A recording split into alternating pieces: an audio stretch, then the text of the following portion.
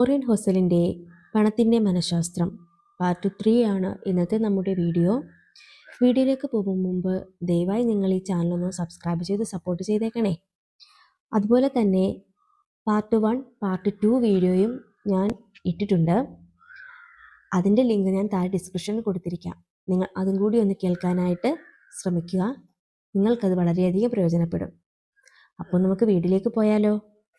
അദ്ദേഹം പറയുന്ന 4ാമത്തെ പാഠം എന്താണെന്ന് വെച്ചാൽ സർപ്രൈസിങ് കോമ്പൗണ്ടിങ്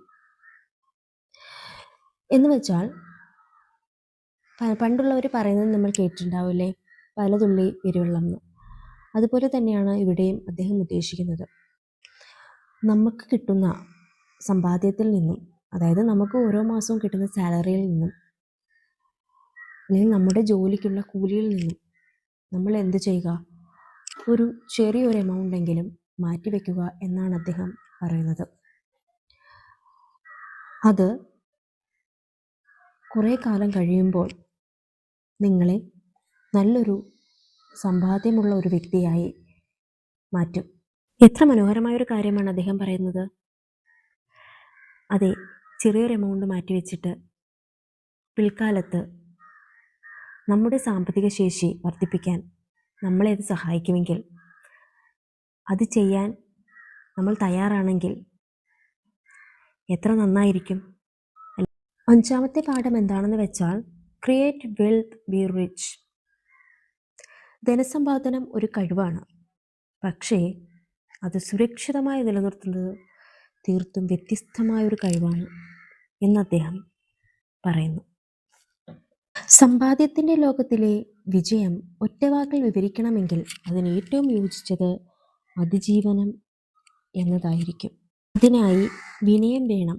അതോടൊപ്പം ഇപ്പോൾ ഉണ്ടാക്കിയതെല്ലാം പെട്ടെന്ന് തന്നെ നഷ്ടപ്പെട്ടേക്കാം എന്ന ഭയവും വേണം.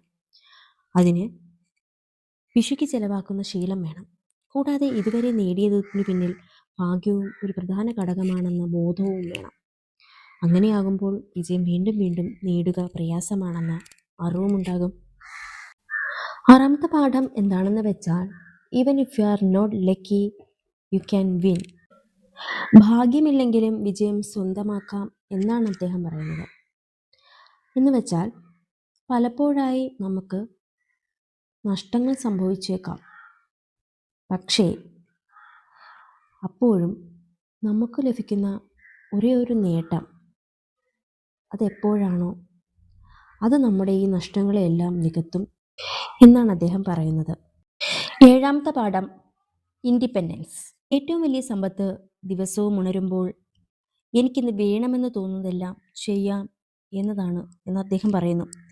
സമ്പത്ത് നേടുന്നത് സന്തോഷം വർദ്ധിപ്പിക്കാനാണ്. സന്തോഷം സങ്കീർണവുമാണ്.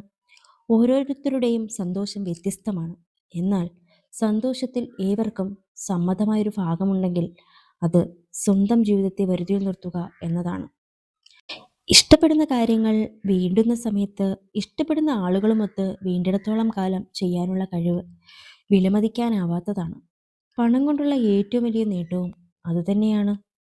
പണത്തിൻ്റെ ഏറ്റവും സഹജമായ മൂല്യം അത് നിങ്ങൾക്ക് സമയത്തിനെ നിയന്ത്രിക്കാനുള്ള അവസരം നൽകുന്നുവെന്നതാണ് എന്ന കാര്യം എത്ര തവണ പറഞ്ഞാലും അധികമാകില്ല. ഈ അവസരം എന്തു ചെയ്യണമെന്നും എപ്പോൾ ചെയ്യണമെന്നും നിശ്ചയിക്കാനുള്ള സ്വാതന്ത്ര്യവും സ്വയം നിയന്ത്രണ അധികാരവും നിങ്ങൾക്ക് നൽകുന്നു. ആ അവസരം നൽകുന്നത് നിങ്ങളുടെ കൈവശം ചെലവാക്കാതെ വെച്ചിട്ടുള്ള സമ്പത്തു തന്നെയാണ്. കുറച്ചു പണം കയ്യിലുണ്ടെങ്കിൽ അസുഖം ബാധിച്ച് കുറച്ചു ദിവസം ജോലിയിൽ നിന്നും വിട്ടുനിന്നാലും പാപ്പരാകുകയില്ലെന്ന ഉറപ്പ് അത് നൽകുന്നുണ്ട്. അതില്ലാത്ത ഒരാൾക്ക് ആ സ്വാതന്ത്ര്യം ലഭിക്കുന്നത് വലിയൊരു നേട്ടമാണ്. അല്പം കൂടി ധനം കൈവശമുണ്ടെങ്കിൽ ഒരു ജോലി നഷ്ടപ്പെട്ട സമയത്ത് മറ്റൊരു ജോലി കിട്ടുന്നത് വരെ കാത്തിരിക്കാം. ഏറ്റവും ആദ്യം കിട്ടുന്ന ജോലി സ്വീകരിക്കണമെന്നില്ല. ഈ സ്വാതന്ത്ര്യം ജീവിതത്തെ വളരെയധികം സ്വാധീനിക്കും.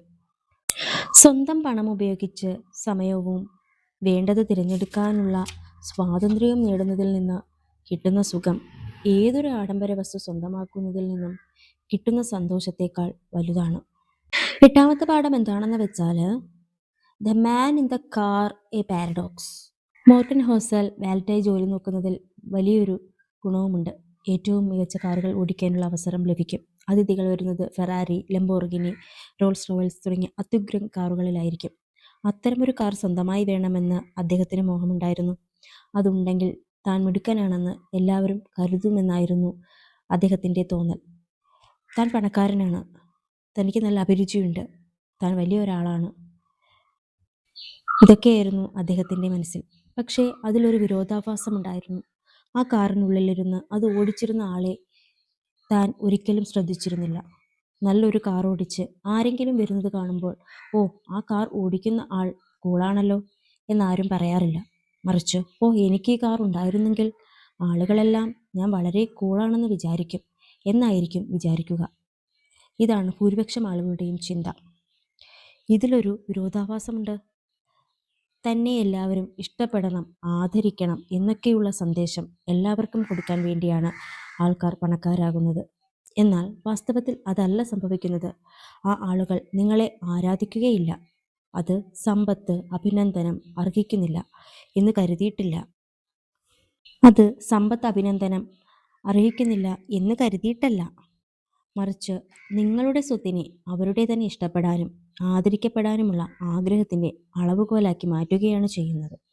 തങ്ങളെ മറ്റുള്ളവർ ആദരിക്കണമെന്നും പുകഴ്ത്തണമെന്നും ആഗ്രഹമുള്ളപ്പോൾ തന്നെ വില കൂടിയ സാധനങ്ങൾ വാങ്ങുന്നത് കൊണ്ട് നിങ്ങൾ വിചാരിച്ചതിലും വളരെ കുറച്ച് ആദരവ് മാത്രമേ ലഭിക്കുകയുള്ളൂ എന്ന കാര്യം മനസ്സിലാക്കുകയും വേണം.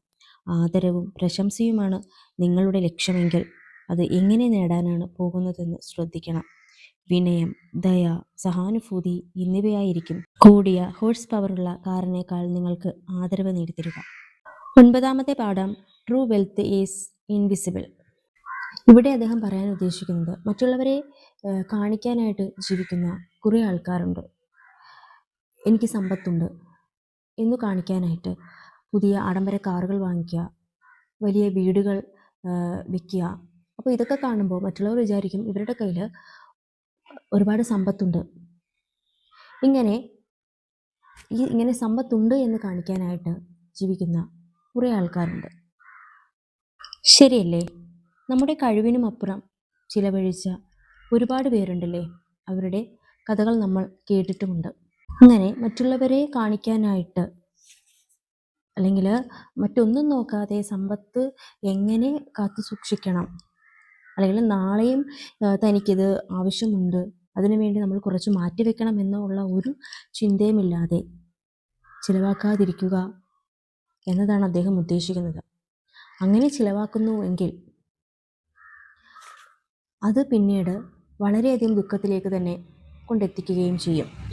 ഇവിടെ അദ്ദേഹം ഉദ്ദേശിക്കുന്നത് മറ്റൊന്നുമല്ല, നമ്മുടെ വരവ് അനുസരിച്ച് മാത്രം ചിലവാക്കുക എന്നതാണ്. വെറും സാധാരണക്കാരനെ പോലെ തോന്നിക്കുന്ന അനേകം സമ്പന്നർ ഈ ലോകത്തിലുണ്ട്. അതേസമയം കാഴ്ചയിൽ ധനികനാണെങ്കിലും വാസ്തവത്തിൽ പാപ്പരാകുന്നതിൻ്റെ അടുത്തെത്തിയ ആളുകളും ധാരാളമുണ്ട്. മറ്റുള്ളവരുടെ വിജയത്തിനെ വേഗത്തിൽ വിലയിരുത്തുമ്പോഴും സ്വന്തം ലക്ഷ്യങ്ങൾ നിർണ്ണയിക്കുമ്പോഴും ഈ കാര്യം മനസ്സിൽ വയ്ക്കുന്നത് നല്ലതായിരിക്കും എന്ന് അദ്ദേഹം നമ്മളോട് പറയുന്നു. 10ാമത്തെ പാഠം എന്താണെന്ന് വെച്ചാൽ ഏൺ മണി. സ്വകാര്യ സമ്പാദ്യം, പിശുക്ക് ഇവ സമ്പത്തിൻ്റെ സംരക്ഷണവും കാര്യക്ഷമതയുമാണ് വെളിവാക്കുന്നത്. പണത്തിൻ്റെ സമവാക്യത്തിൽ ഇവ രണ്ടും നിങ്ങളുടെ നിയന്ത്രണത്തിലാണ്. ഇന്ന് അവ എത്രയും പ്രയോജനപ്രദമാണോ അത്രയും തന്നെ ഭാവിയിലും ഉപയോഗപ്രദമാകുമെന്നത് ഏതാണ്ട് 100% ശരിയാണ്. കൂടുതൽ പണവും വലിയ നിക്ഷേപത്തിൽ നിന്നുള്ള ലാഭവും ഉണ്ടെങ്കിൽ മാത്രമേ സ്വത്ത് സമ്പാദനം സാധ്യമാക്കുകയുള്ളൂ എന്ന് നിങ്ങൾക്ക് തോന്നുന്നുണ്ടോ? അതിനു പകരം ചെലവ് ചുരുക്കിയുള്ള ജീവിതവും കാര്യക്ഷമതയും കൊണ്ട് ഇത് സാധിക്കാവുന്നതാണെന്ന വിശ്വാസമുണ്ടെങ്കിൽ നിങ്ങളുടെ ഭാവി പ്രകാശമാനമായിരിക്കും. വരുമാനത്തിൽ നിന്നും ആവശ്യത്തിന് ചെലവാക്കിയ ശേഷം മിച്ചം വരുന്ന പണം സംഭരിച്ചു വയ്ക്കുന്നതാണ് സമ്പത്ത്. വലിയ വരുമാനമില്ലെങ്കിലും സമ്പത്തുണ്ടാക്കാമെന്നും സമ്പാദിക്കുന്നതിൻ്റെ നിരക്ക് കൂടുതലല്ലെങ്കിൽ സ്വത്ത് സമ്പാദനം അസാധ്യമാണെന്നും മനസ്സിലാക്കിയാൽ ഇവയിൽ ഏതാണ് കൂടുതൽ പ്രാധാന്യം അർഹിക്കുന്നതെന്ന കാര്യവും വ്യക്തമാകും.